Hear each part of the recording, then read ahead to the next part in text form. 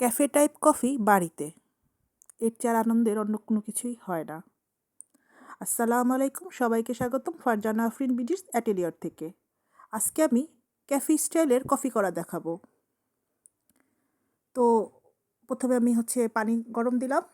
তো পানিটা যখন সিদ্ধ হতে থাকবে তখন আমি কফি বানানোর প্রসেস শুরু করব।